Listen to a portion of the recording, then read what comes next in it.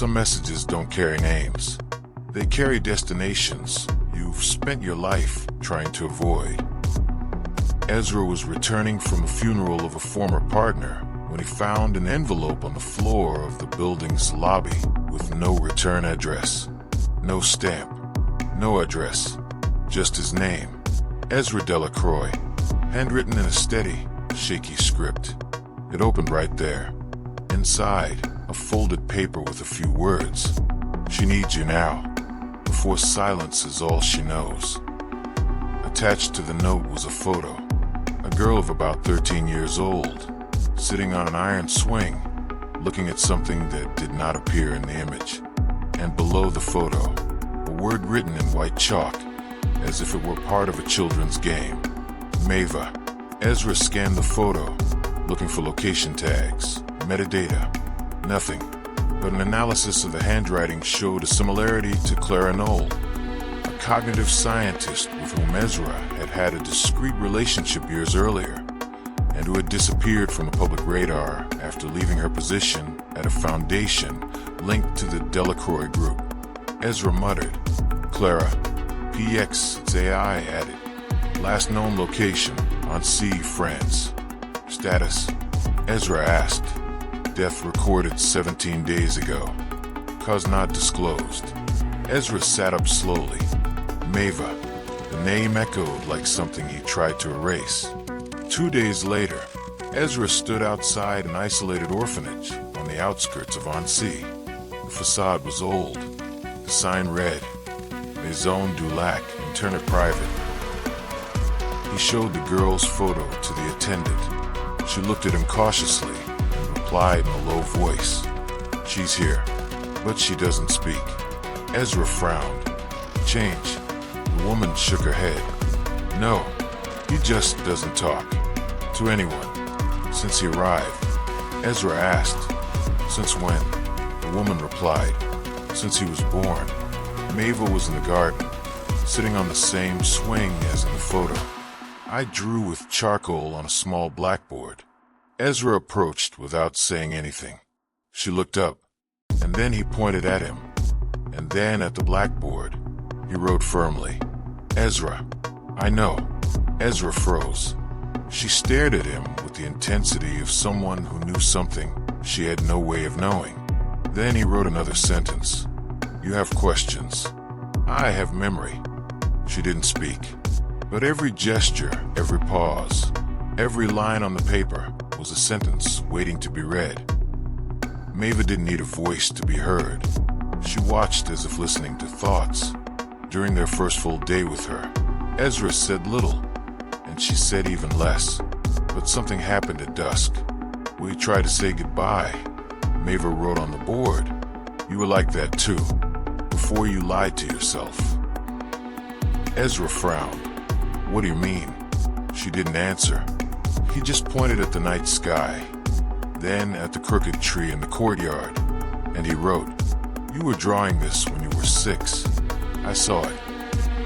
The orphanage assistant handed Ezra a notebook, leather cover, hand-stitched. She started writing on it last month, but not with words, with maps. Ezra flipped through the pages. The pages were filled with symbols, patterns, numbers, and circular shapes, almost like sound waves converted into drawings. But among the scribbles, one name kept repeating itself. Clara. Ezra closed his eyes. Clara Knoll, the woman he abandoned after an emotional outburst that he preferred not to face. Not in her, not in himself. He whispered, You are her daughter. Mava wrote, I'm yours too. Ezra activated his personal neural monitor and connected the notebook to a symbolic interpretation tool. The images created by Mava were not random. They were reconstructions of spaces in his childhood home, a room with low bookshelves, an old keyboard, a box of his mother's recordings, and in the center of the image, he aged 8, crying silently while drawing on the floor with white chalk. Ezra didn't consciously remember this, but Mava, yes. Mava pointed to a blank sheet of paper. He drew a sequence of 5 marks. Round pushpin. Ezra looked blankly. She picked up a recorder and pressed play. No sound, but in the frequency spectrum, perfect waves were formed. Ezra analyzed and muttered, "That's a code. PAX confirmed. Encoded emotional response pattern. Epigenetic connection detected." Ezra stood up, a shiver running down his spine. She inherited more than silence. She inherited ancestral emotional memory. There are places where no one listens, because silence has already said it all before. Ezra removed Maeva from the orphanage temporarily under emergency legal guardianship. He took her to Clara's old country house, near Lake Geneva, a place he had avoided for years. There, everything remained untouched. Underlined books, unfinished paintings, a piano covered with thick cloth, and in the attic, an armchair leaning against the window where Clara used to write. Maeva climbed up alone. He sat there, and after a few minutes, he came down with a yellowed sheet of paper in his hands. It was a draft of a letter that was never sent, addressed to Ezra. "Ezra, I know you love me. You just don't know how to deal with love that can't be explained. Our common silence has always been louder than any argument. If anything happens to me, I hope you meet Maeva, but don't teach her to talk. Teach her to be heard." Ezra reread the letter 5 times. Then he looked at Maeva, who was watching him in absolute silence.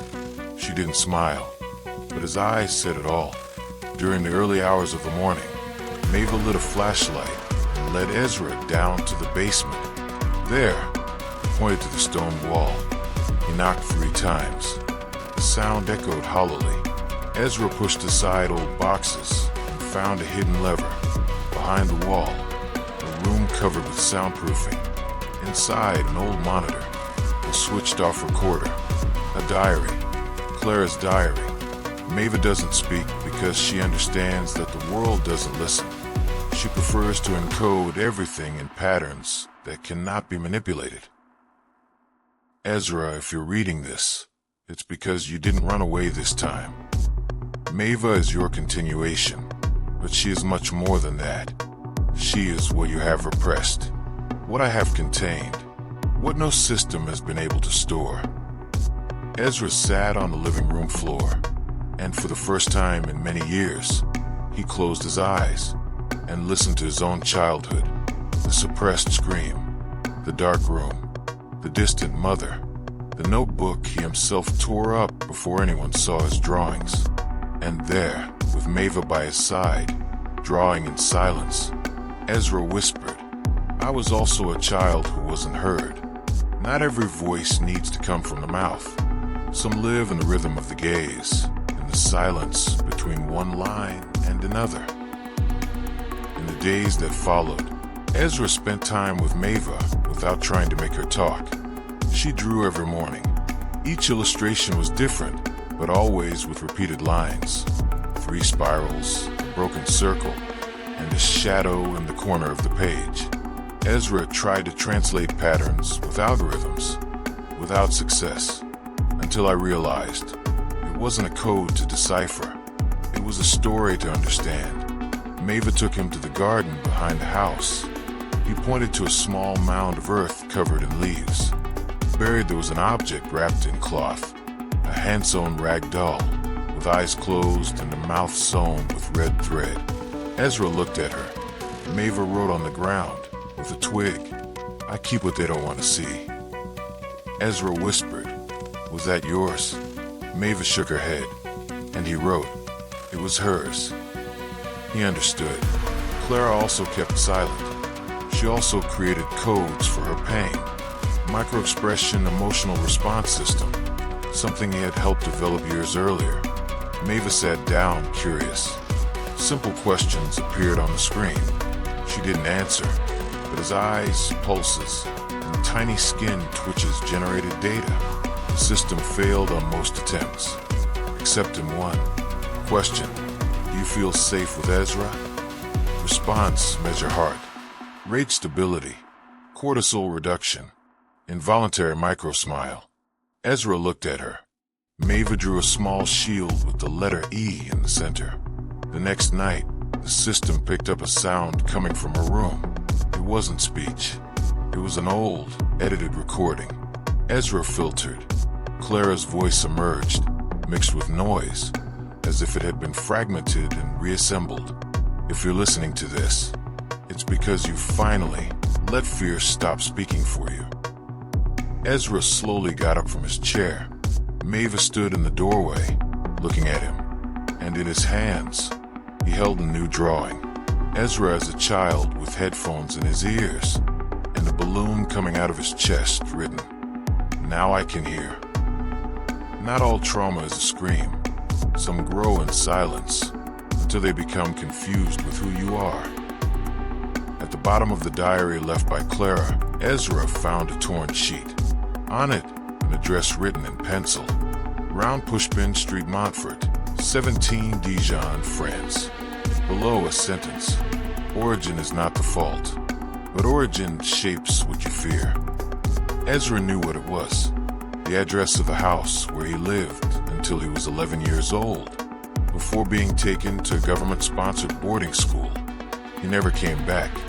He decided to take her. On the way, Maeva made just one drawing, a spiral staircase, and at the top, a mirror with cracks. Ezra understood what that meant, and yet he followed. They arrived at the house late in the afternoon. The gates were low. It seemed smaller than he remembered, but the weight the same. Ezra forced his way in. The interior was abandoned, dust and rotting wood, but the main corridor was intact. Maeva walked straight to the last door on the left. He tried to open it. It was locked. Ezra took a deep breath. He pushed with his shoulder. The lock gave way.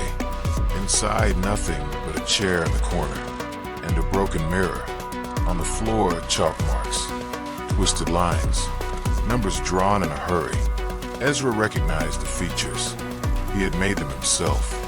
Age 9, to keep himself distracted while being left alone for days.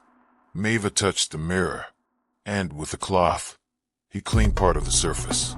Ezra looked, and he saw, as if in a flash, the scene he had always avoided. He was sitting on the floor, with headphones that didn't even work, pretending to listen to music, while his parents' screams came from the next room. I cried, but without sound. I cried like Maeva. Ezra fell to his knees, and for the first time, he whispered. I was also taught to keep quiet. Maeva approached. He shook his hand, and he wrote on the floor, with chalk. Now we listen to each other. When no one listens, the child invents ways to continue existing. After visiting the old house, Ezra and Maeva returned to Clara's residence. The silence between the two was no longer uncomfortable. It was presence, understanding. Ezra woke up to the sounds of soft tapping. Maeva was in Clara's room. He collected pieces of paper and unfinished collages, as if he were putting something together. "What are you doing?" he asked. She wrote on a sheet of paper, showing everything I never said. Later that afternoon, she showed him a makeshift mural. Pieces of wood, string lines, cut-out figures, connected colors, drawn eyes. It looked like a hive of symbols.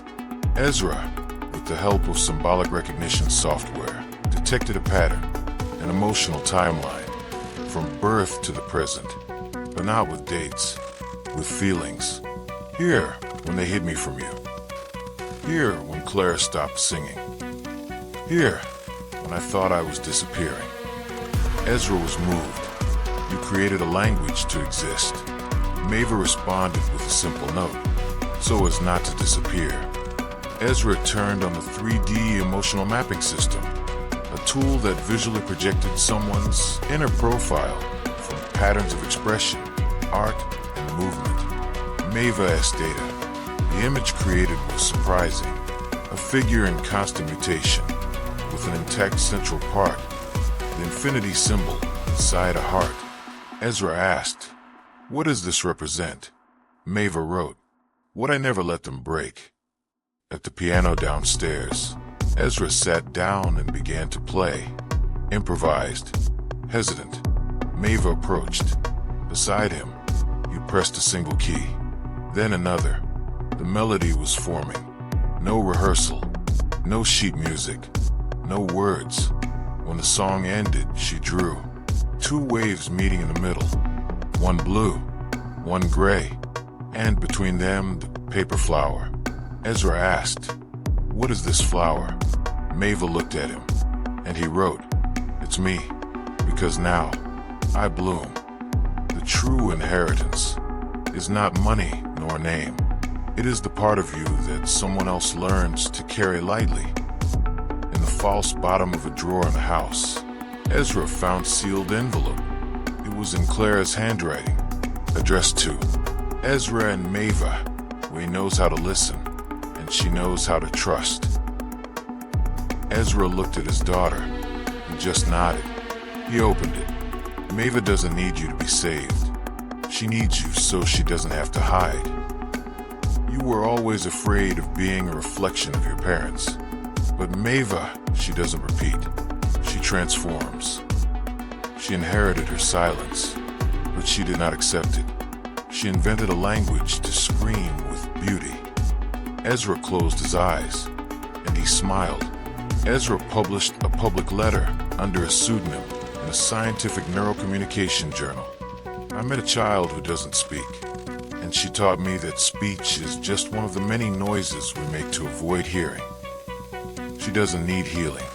She needs respect. And if there are others like her, and there are, may the world learn to listen with its eyes, with time, with touch, and with silence. The letter went viral.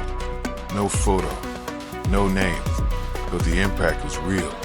Maeva learned to ride a bike that weekend. He fell twice. He didn't cry. On the third, he looked at Ezra and smiled with his whole body. He ran alongside her, as if chasing a part of him that had always been missing. When they stopped, she pointed to the sky and drew in the air. Crescent moon plus sun with face equals. Moon plus sun equals flower. Ezra understood. You are made of both. Maeva wrote on the palm of her own hand. And now you too.